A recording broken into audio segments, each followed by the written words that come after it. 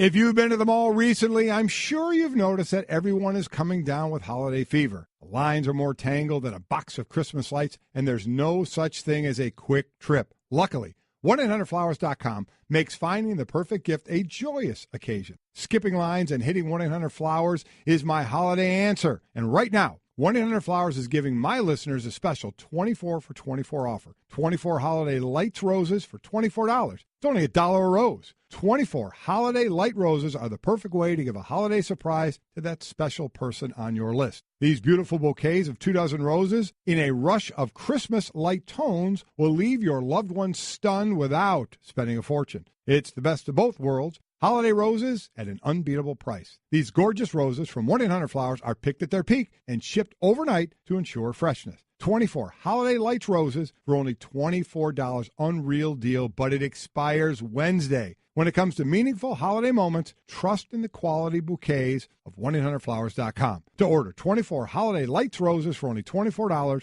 go to 1-800-Flowers.com/Wingo. That's 1-800-Flowers.com/Wingo. Hurry, though. Offer ends Wednesday, so get yours now. With the Citi Double Cash Card, you get 1% cash back when you buy and 1% as you pay. That's like the joy of discovering the last donut. Ooh. And it has your name on it, literally, in chocolate sprinkly things. No way. Double the love with the Citi Double Cash Card. Apply now at Citi.com/doublecash. Good Wednesday morning, everybody. That seems like the right music to get us going for a hump day, right? Just keep chugging forward. Keep going forward. Marching on forward. Keep pushing the rock forward as we welcome you in on a Wednesday morning to Golic and Wingo on ESPN Radio and ESPN2. We, as always, are presented by Progressive Insurance, and all phone guests will join us on the Shell Pennzoil Performance Line. Trey Wingo, Mike Golic, and Mike Golic Jr., as we are always stuck in that sort of phase during the week where, we're not quite thinking about the weekend yet, but we're not quite at Monday yet, so we just got to find a way to plow through, right? Getting through. We got awards to give out. Do have another big Army-Navy still. Yeah, absolutely. That's always an incredible game.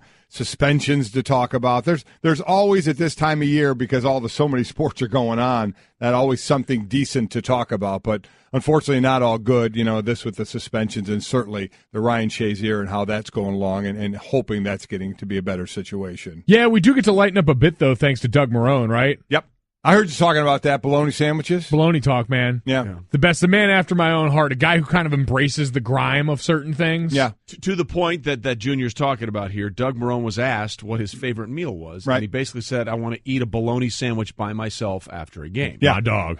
You know what? If you're stripping it down to the essentials, I'm good with that. I'm good with that, too. I'm a big bologna sandwich guy, by the way. But more importantly, are you a bologna sandwich guy or a PB&J guy? I do PB&J for the right. We did this once, years ago. Greeny and I think at some point we'll have done something once. You're pretty forever. Yeah. So it's like The Simpsons. The Simpsons have done everything at this point. So. Not reinventing the wheel, but if I had one sandwich, one meal, the rest of my life, it would either be a bowl of whatever cereal I would pick, or a PB&J.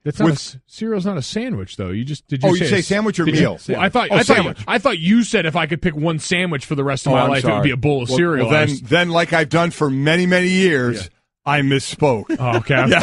I was just saying, it's still working out for you. Yeah, I just want you to be aware. Stunning that I did that. Sandwich would be PB&J grape jelly. Yeah. No, it's got to be PB&J strawberry jelly. It's got to be strawberry. It's got to be. Is the bread toasted or not toasted? Who mans is this? Is this toasted or not toasted? I've rarely have ever toasted my bread for PB&J. Come on. Let me ask you a question. Yeah. If it's the last meal of your life, and normally this is on a deserted island, how you toasting the bread? Well, I'll bring the toaster with me. What are you plugging it into? That's a great. See, that's the better question. Solar power. It'll be a solar powered toaster. That is true. By then you'll have a pocket toaster. That's by then. true. Good point. Come on, man. But the idea that when the bread is toasted and the peanut butter melts? It just melts into the nooks and crannies. I'm not saying it's not good. I'm just saying, I usually make it in kind of a quick fashion, get some bread, slop it on there. And this is what Doug's talking about. Like, Doug wants us to be here for the simplicity of this moment. Yeah. He's not about your highfalutin toaster. He's just a man who's out here working through some brown spots on bologna. Did it say, like, cheese on it? Yeah, it said goes bologna, cheese, spicy mustard. Oh, good and it's call. it's your standard white bread. Like, it's as basic a sandwich as ever. And I feel like a lot of people slander bologna. Like, there's meats that get labeled trash meats. Spam. spam. I even feel like coming off Thanksgiving, turkey gets a lot of that heat. No. Like a lot of people look at turkey and say it's a trash meat because it's dry, it's rather bland. And I would point out that most meats that we enjoy, even the finer ones, require some bit of doctoring. There's a rub, there's stuff put on top of it. Very few are asked to answer to their own just meatiness. That said, bologna is a trash meat. Bologna is like, but listen, embrace wait a the minute. inner trash. I love it. Yeah. I love it. It's like a hot dog. You know, what's in that? I You mean, never want to know. No, you don't. Never want to know the answer to that And I think that's question. the same with bologna, but I'm cool with it. I have no problem with that at all. But I do think it is like a trash meat. All right, so 4 minutes in, we've completely there you go. gone off the rails. Yes, with we have. sandwiches. You're That's welcome. That's what happens when it's hump day. Okay, so let's get you set. Here are the guests coming up today at 7:05 Eastern. John Gruden will join us. Lots to discuss, including his comments about what he thought and liked and didn't like on the field in the Monday Night Football game.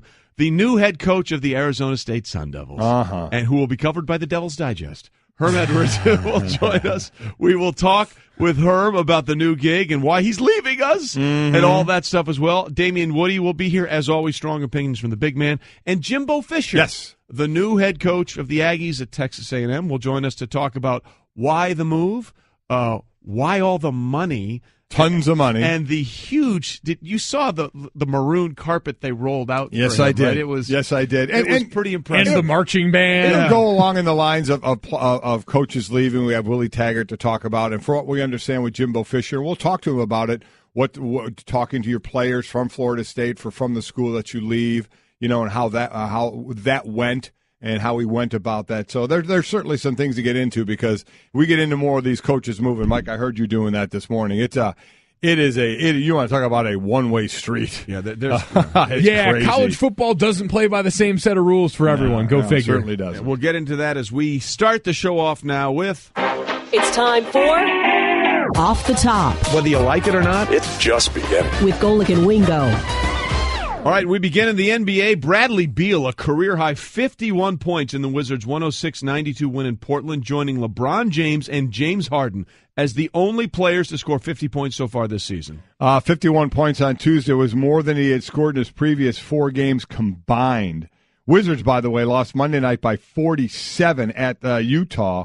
Washington becomes a 4th team in NBA history to lose a road game by 45 points or more and win the very next day.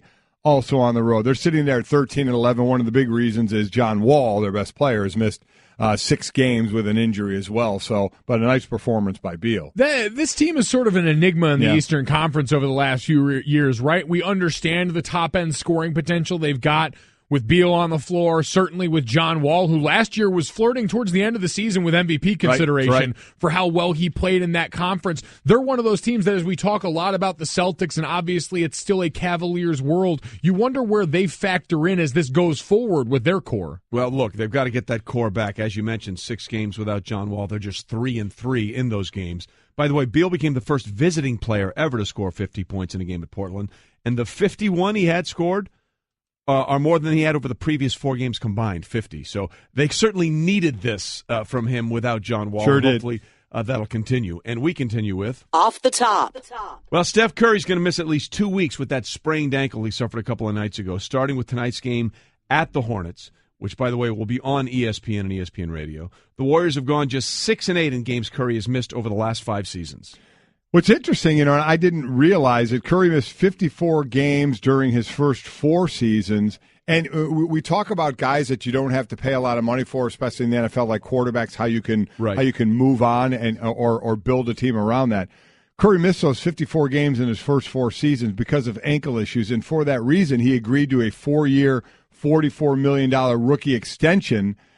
Turned into one of the most team-friendly contracts. Worked out well for the Warriors. It did. It worked out, and at the end, it worked out well for Curry with the last deal that he signed there. The person most affected, I think this is interesting, his absence mostly will affect Klay Thompson. According to Second Spectrum, on uncontested shots, Thompson shoots 74% when Curry is on the floor, but 39% on those same shots when he's not on the floor. So we'll see if that comes to fruition or not. They're going to spend a little time where they've done very well when Kevin Durant hasn't been on the floor for them, not so much when Steph Curry hasn't been on the floor. Yeah, and this gets interesting. You mentioned it there. I mean, is Steph Curry's ankles really the MVP of this whole Golden State dynasty? Because your point, that contract really allowed them to make moves. in a way that set all of this up. Now, I understand there were draft choices involved, but to be able to pay everyone along the way now based off of what Steph's deal was is pretty amazing. And this is another one of those things we just file into the bank of, yeah, okay, it's December. Like, we did this with the Cavaliers, right. Slow start, Steph's injury. Now you've got time to let this recover. And I heard them having this debate on the jump, like, is the team going to miss Steph more than they would miss when Kevin Durant was out? Like, no, this team's just really good. They're going to be fine no matter which one of these parts you pull off the floor. Well, and this is an easy stretch of the season for them. They got Charlotte tonight, then they're at Detroit, then they've got Portland, Dallas, the Lakers, Memphis, the Lakers again, Denver, and then Monday, December 25th, Christmas Day, Cleveland. Right. I think that as long as he's back for Cleveland, I think that they would consider that a win. We'll see how the team shakes out. Again, they've already had a lot more losses at the start of the season than they had for most of the last couple of years. So we'll see how that shakes out. And again, the idea is to get him back in time for that Christmas Day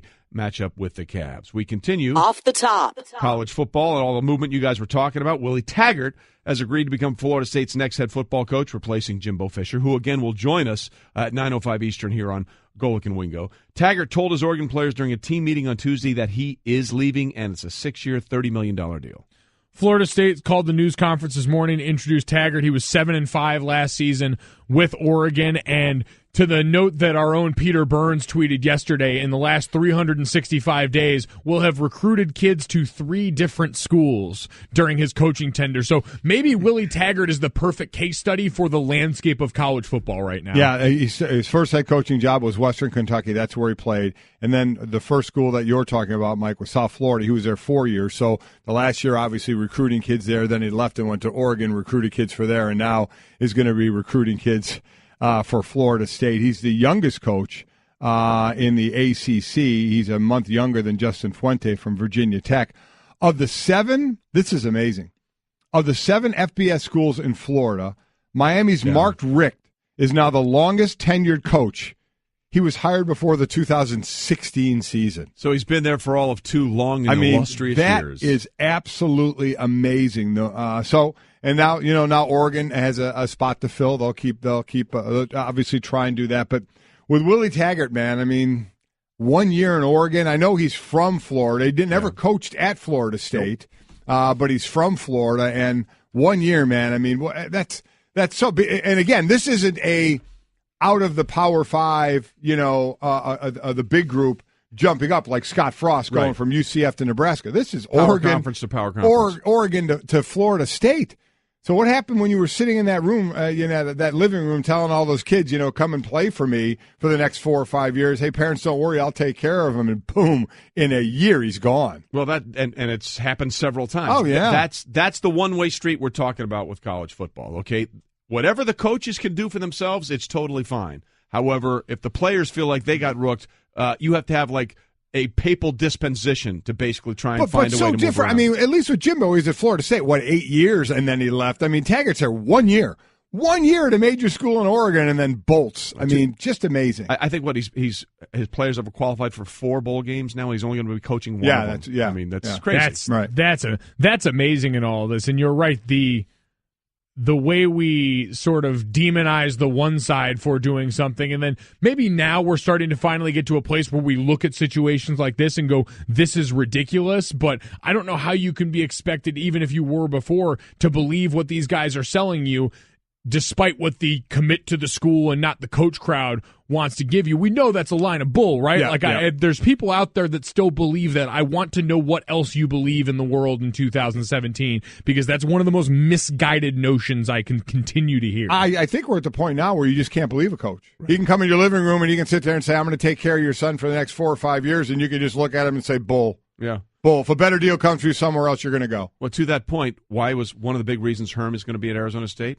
Because he can sell that to those kids. You know what I mean? I mean, you're going because Herm Edwards is one of the most dynamic people you're ever going to meet.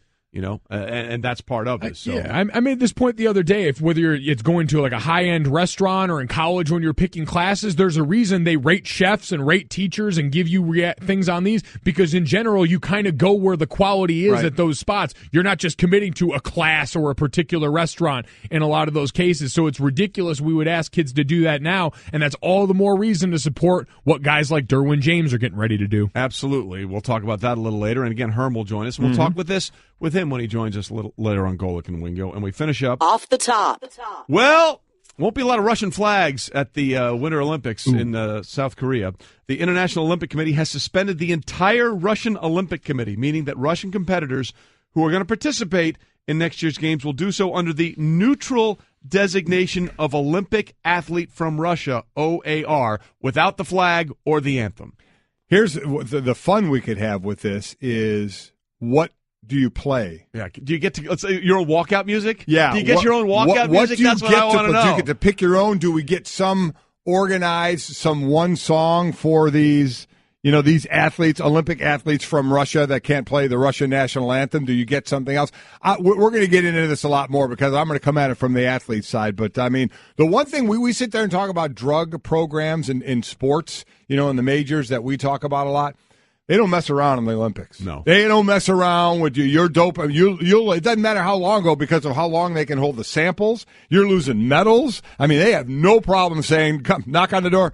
Give me the medal back. We're melting that sucker down, or giving it to not the second place person. Oh, that person was doping too. Not that. Let's go to the eighth place person. They're not your gold medal winner. Again, we apply that sentiment to the athletes involved in this equation, but not the IOC that's had corruption lobbied its way. Not these groups that come in and basically destroy whole countries, making them set up shop for these Olympic events. So, but no. You get caught cheating for the actual games themselves, and we'll stop the buck on that one. Oh yeah. I love your point though about what your walkout song for this becomes. Absolutely. Because listen, national anthems are great. We take a lot of pride in them, but they're all really old. Like, it'd be nice to give them an update every once in a while. This is a spot where you could pick a current song right now to be your national anthem as the team with no nation. Well, to be fair, I think they will play the actually International Olympic song. There is, I know, which kind of stinks. Come on. Or Riley, our great researcher, said, "How about just play an OAR song?" Right, that would make very team. See, this we have the best people on this show are behind the glass. Very true. Not us. That's true. It's Cliff and Stanzik and Riley and Devin. Everybody, they are the better people on this show. We understand that. That's true. And we embrace that completely. But again, this would be great if you could put it up on 100flowers.com Twitter feed at Golic Wingo.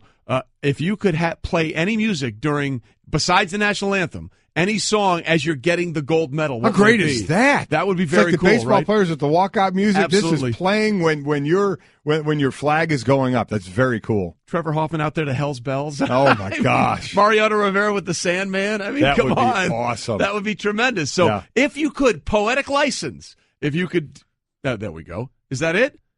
Is this the International Olympic theme? How much is this costing us? Okay, good. This is public domain, man. This is free 99. Everybody reach into your pockets. We got to pay. I was about to say, we may be giving debit cards by the time we leave. You guys reach into your pockets, all right? While this is nice and you have a gold medal around your neck and you've sacrificed and you won the gold and this is playing, it's got to be cool, but I'm with you. Let's name your own song, man. Yeah. Let's name your own song. We'll have walkout music, and then we'll have your own gold medal music. Yep. So, hey, Trey, by the way, we played Kanye to start the show. Do you think we have the rights for that? Yeah, it's a fair point. Okay. Yeah, we continue here on Golic and Wingo. That was indeed off the top. Now, we'll have some fun with that throughout the show. Yep. Again, the other issue that is not fun at all is what's going on with Ryan Shazier. The linebacker for the Pittsburgh Steelers remains in a hospital in Cincinnati with the hope that they can move him sometime over the next couple of days back to Pittsburgh, obviously dealing with the back injury that happened in the Monday night game. The initial reports were there was some movement and in all his extremities, but they're being very cautious. They don't want to move him back to Pittsburgh until they feel like he is out of the woods there. So really the next 24 to 48 hours could be very significant here. They were hoping he'd be back on Tuesday. The timetable has been pushed back while doctors monitor the back. He's going to remain at that hospital to undergo the care of the neurosurgeons. Obviously, it's a fantastic place where he is, but that's just where we thought we started hearing a lot of good stuff, Mike, about where this was going. and we're really not getting any real news of how he is, of what he's moving, if he's moving stuff, and what's going on. And then you hear a little bit of delay. It just kind of makes you pause a little bit and say, okay.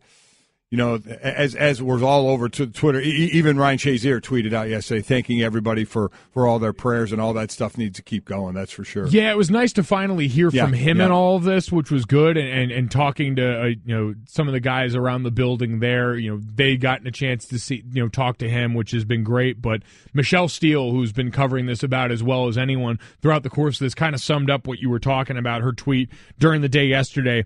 The Steelers statement from earlier this morning mentioned linebacker Ryan Shazier continues to improve and could leave today. The statement 14 hours later doesn't mention improvements and rules out leaving today. That was yesterday. So that was one of those moments where you had that long sigh in a situation that you keep looking for that steady stream of positive information for after all really suffering through that together, watching it on TV, seeing those guys go through it there. And obviously, Ryan, you can't imagine the world that he's living in right now. Well, look, it's being labeled a spinal contusion, which means there's some swelling on the spinal cord. And that obviously is the bigger issue, and they're hoping to see what happens when that swelling goes down. And that is the situation they find themselves with, because if that swelling goes down, they want to see exactly. It's like any other.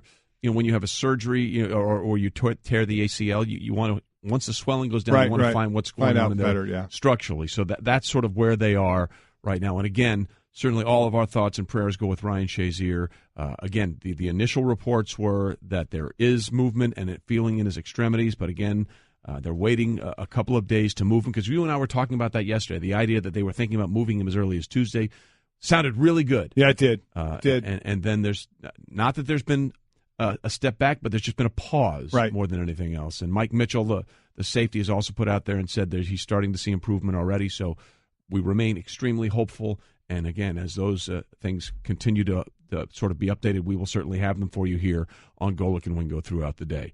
Hey everyone, Mike Golic here. Support for the Mike and Mike podcast comes from our friends at Rocket Mortgage by Quicken Loans. Chances are you're confident when it comes to your work, your hobbies, your life. Rocket Mortgage gives you that same level of confidence when it comes to buying a home or refinancing your existing home loan. Rocket Mortgage is simple, allowing you to fully understand all the details and be confident you're getting the right mortgage for you. To get started, go to rocketmortgage.com/Mikes. Equal housing lender, licensed in all 50 states, NMLS, consumeraccess.org number 3030. Life happens. With ADT, you can feel safe with an ADT starter kit professionally installed for only $49. Call today and install an ADT starter kit that includes security panel, keypad, key fob, entry and motion sensors, and for a limited time, get a camera included and installed at no additional cost. That's a $449 value installed for just $49. Requires 36-month monitoring contract, QSB, and EasyPay. Activation and early term fees may apply. Certain marks excluded. License available at ADT.com, Florida EF001121, Louisiana F1639. Rolling through a Wednesday morning on Golic and Wingo. Glad you're here with us. Trey Wingo, Mike Golic Jr. hanging with us. Don't forget to subscribe right now to the 30 for 30 podcast in the Listen tab of the ESPN app or Apple Podcasts. Brought to you by ZipRecruiter, the smartest way to hire. Try it for free by going to ZipRecruiter.com/30. Speaking of that, have you heard the new one at the 30 for 30 about the Madden game? It's fascinating. Oh, I did hear about it. It is an unbelievable listen. And one of the things they say in that thing is so true. 100 years from now, people will think John Madden invented football. Oh, absolutely, without question. I mean, they will think of him as, well, he must have invented everything because everything in the game is now on the field. It is incredible. That is a great 30 for 30. I'm with you. Frames of reference like that are always interesting. Like, there's going to be people that think Ice Cube's the guy from Ride Along. Yeah. Like the vantage point you come at it from. But yeah, John Madden is going to look like the archetype or the architect of football. Yeah. You say, wait, he was a coach? Yeah, exactly. What do you mean he was a coach? What, he actually did stuff? Yeah. What are you talking about? I thought he was just, the guy that put all the pieces together. And speaking of putting all the pieces together, the NFL finds himself in a little bit of a quandary right now. We talked about this yesterday, and very happy that the suspension for Rob Gronkowski was upheld. He will miss the Monday night game coming up when the Patriots travel to Miami to take on the Dolphins. But in the same time, both JuJu Smith-Schuster of the Steelers and George Iloka, the safety for the Bengals, were also given one-game suspensions for their hits on the Monday night football game in which the Bengals lost to the Steelers 23-20.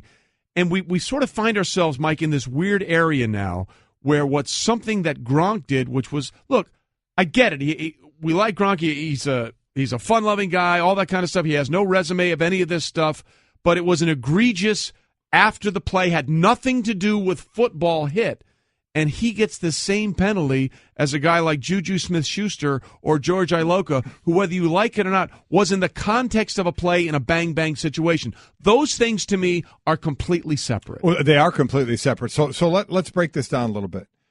The Gronk suspension, whether you agree or disagree with the length, fit the Mike Evans suspension. Mike Evans, after a play, again, it wasn't a football play when Jameis Winston did the two-finger tap on the neck of Marshawn Lattimore after a play by the sideline, and Mike Evans came flying in full tilt and hit Lattimore right in the back and knocked him out of bounds. When he wasn't looking, and he didn't get tossed, just like Gronk. He got flagged, just like Gronk, and then he got a one-game suspension, just like Gronk. So those were comparable.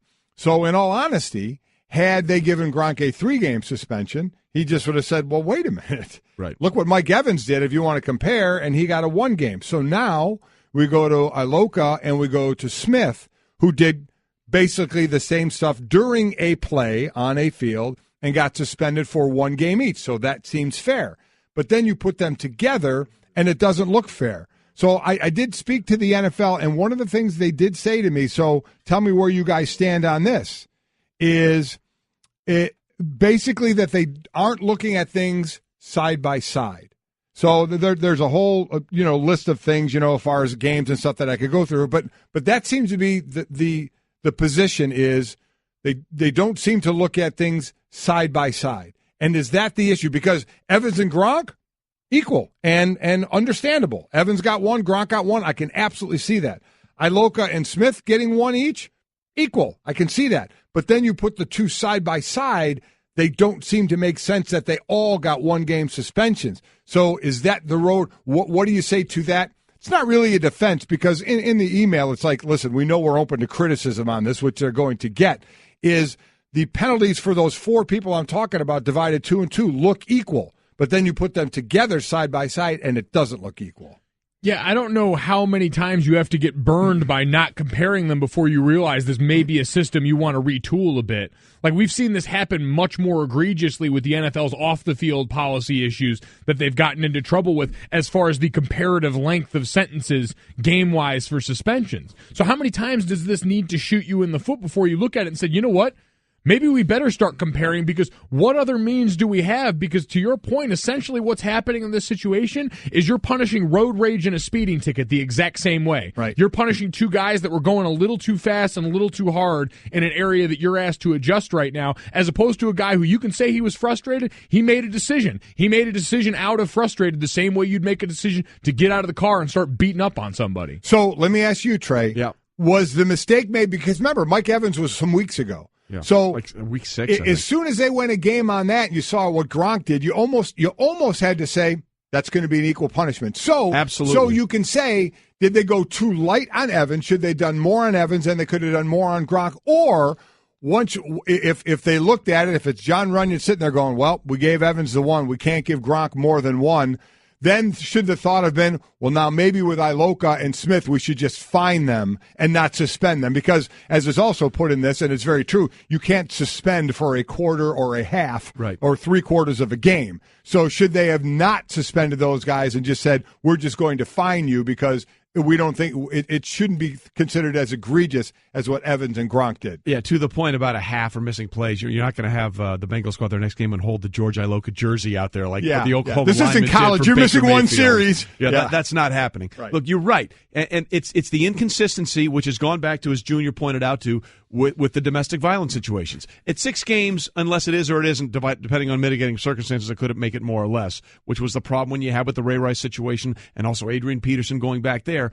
But that is the bigger problem here, is that I feel like in many ways the NFL is reactionary instead of dealing. They gauge the temperature of the room sometimes in making these decisions instead of saying, this is what we believe. Here is the line that was crossed, and if you cross this line, this is a penalty. I mean, to me, and as a former player, both of you guys, anything that takes away or happens away from the actual play is much more egregious because that has something to do with the whistle is stopped, everything is done here, and you know what?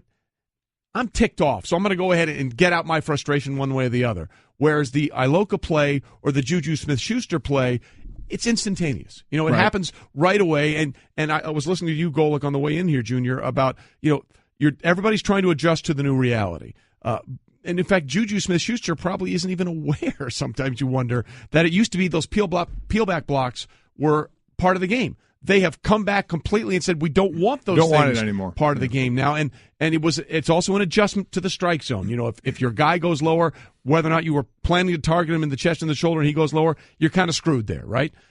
To me, it's like apples and oranges, and we find that the only thing consistent with the NFL sometimes in giving out these penalties is the inconsistency, and that's what drives people crazy. Well, what's the answer then? I mean, do you put a number on non-play an egregious thing that happens outside a play of football? I think so. Listen, if you're going to get, and this is the lot the NFL's already dealt itself in life, is we're assigning game numbers to punishments for things. Right. We are in the business of that at this point. So now you've got to operate within that. And you know this, you guys both know this. At the beginning of every season, what's the NFL do? The rules committee puts out a video, and it shows the players, these are the things we're going to emphasize this year. We've instructed our officials to emphasize these particular calls. These are the things as a league we're going to try to really harp on, and they send those out. So you know that you've got things that you look at as more important to you agenda-wise than others. Why can't you be as dedicated to this process of punishment and look at it before and say, okay, we've got a very clear line of things that happen before and after the play, things that happen off the field that are much more serious. Why don't we create more defined tiers for these things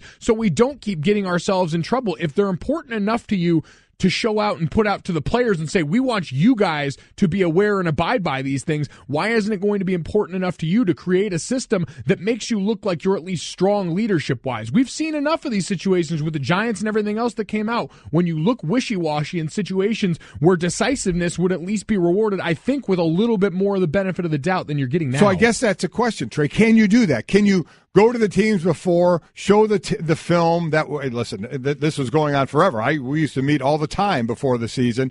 Here's the film. Here's the new rules. Here's what we're trying to get rid of. Here's what we don't want. Do you show that and say any non-play action that we deem suspendable is 3 games? I mean, is that where can we define that and do that? Because, listen, there are those that are saying the Gronk thing was different than the Evans thing because the Gronk guy got injured. Well, now that's creating causation as opposed to the action. We can't do that. You can't say just as easily Marshawn Lattimore got hit blindsided from a guy running full speed at him. You know why he didn't get hurt? Because he was lucky he didn't get hurt. So you can't sit there and say what caused it, so we're going to suspend more.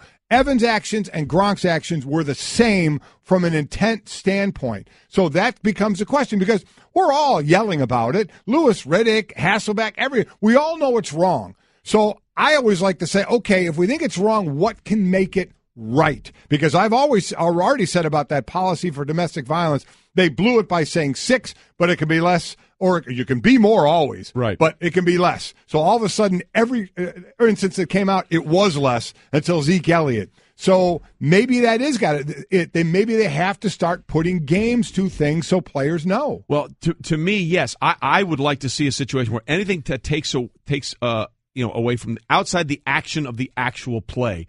That should be more egregious. As former players, you guys know where that line is, right? Oh, definitely. You guys all understand the difference between, hey man, it was a hit that he didn't intend to do. It just sort of happened that way, or it was an instinctual reaction, as opposed to the play is over. That guy ticked me off. I'm gonna go get some of him. Those are two different things. Would you guys, as former players, be all right with? That's minimum 3, and you may be able to appeal it down to 2, but that should be definitely more than something that happens within the confines of a play. So would that mean that Crabtree. Are we talking about that? Yeah, that's Crabtree. They came in there with a premeditated idea. So after play, he taped the chain to his body because he knew what was coming. See, and if you know that going in, you respond accordingly as a player, right? You like to know the rules, right? I agree with what you guys are saying, but then I guess because you have to look at both sides when you're going to make a rule. There are always things that seem more egregious than others, right? Right. I mean, if Gronk didn't fly into the back of his head, if Evans just went in and grabbed him and threw him on the ground, which still would have got a penalty and still would have been bad, but wasn't as egregious as running full speed and hitting someone in the back, is it still 3 games? Do you just say this is what it's going to be no matter what you do, just so players know that? I guess there's something to that. If you know it as a player, that's what we were, Mike. We knew. You guys are creatures of habit. If you do this and you get flagged for this and it's after a play and it's wrong, then you're going to get hit with X amount of games. And if you really want room for nuance, create a range. But define that range. Don't say 6 games, fine print. Say between 3 and 5 games, between 2 and 3 games, and make it clear. Okay, we get it. It's difficult, and there's a lot of circumstances going on there, but I think people want clarity. Yeah. I think people want clarity about what this means and what that means, and it feels like with what happened this week, it was reactionary, and there wasn't a lot of clarity to the message the NFL was trying to send. We are Golic and Wingo, presented by Progressive Insurance. All phone guests will join us on the Shell Pennzoil Performance Line. But coming up, we have 3 major stories stemming from one major university.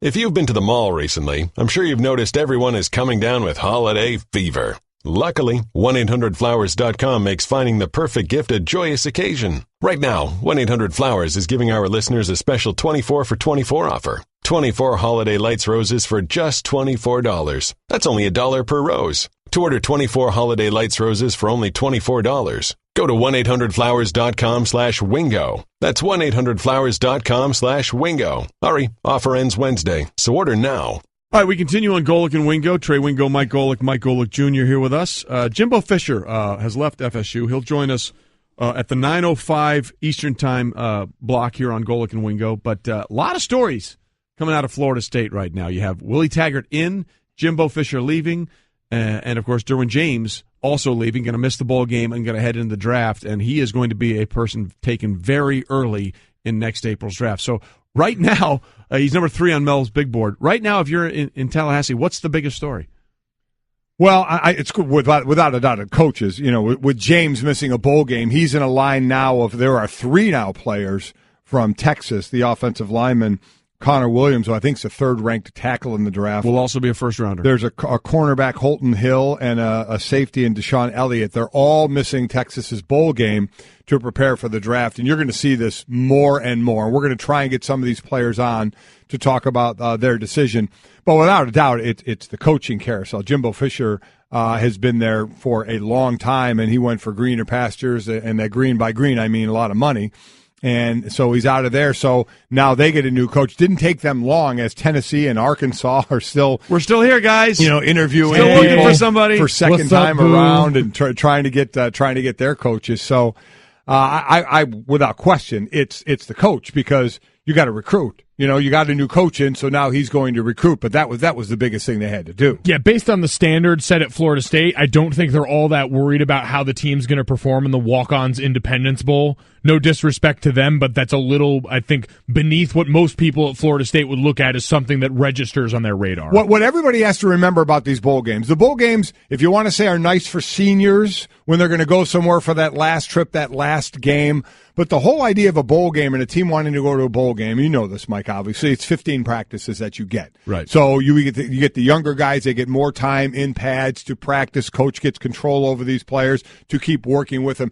That's the feather in the cap from a coach's side of this thing, is to get the extra work in. Think about how miserable it's been to be going to a bowl game under a Willie Taggart coach team. He's made 4 bowl games and coached in 1, which means that you're either dealing with an interim coach, so you're going through 15 practices, and an offense you're probably not going to offense or defense you're probably not going to run next year, or B, maybe the new guys coming and taking a look at it. So you want to talk about basically wasting those 15 practices for the most part, outside of some technique work and stuff. It really sullies the experience a bit. By the way, we're into this weird section always of the college football season where all the bowl games are coming up, but you know, for the teams that have played the best and are in the playoff, basically you've got a month before you play again, and it's always so weird to see how that's going to affect how these games are played, especially when it's a team that has either a great offense or a great defense? Because it always seems like the great offense takes a lot more time to get back into rhythm. Trey, 44 days. Yeah. We know that 44 days in 2012 going into 2013, the time Notre Dame had to prepare for Alabama. Alabama was used to that time off. They had been there before. Yes. You guys had, how different was that for you guys? It's strange, and it's a challenge for the coaching staff to try and figure out how you're going to structure that time period, how you're going to figure out those 15 practices, how many you do at home, how many you do when you get there, how you're going to mix it up with workouts. But to that point, we heard it about a feather in the cap for Alabama this season. They're going to get healthier. That's one thing that the teams that have been around this time period do better than everyone else. They manage it for their guys, get them back and feeling healthy. That's why Alabama has always thrived in this situation after coming off that grind of the SEC season. Well, that's exactly why when it was Auburn and Oregon playing for the national championship, I said, I think Auburn's going to win because that timing of that offense, it takes so long for it to get back and get going. And we'll talk a lot more about that going forward. Right. Again, we got a lot of guests coming up, including John Gruden on the chippy Monday night game and the new head coach at Arizona State. That would be our guy. Herm Edwards joins us in the next hour. But we are in that weird sort of gelatinous time frame where nothing seems to make sense anymore about all the creatures of habit and all the things that you guys have done as players throughout the entire season. Lots more Golic and Wingo coming up next. I just saved hundreds of dollars by switching to Geico. I'm so happy, I feel like I can fly.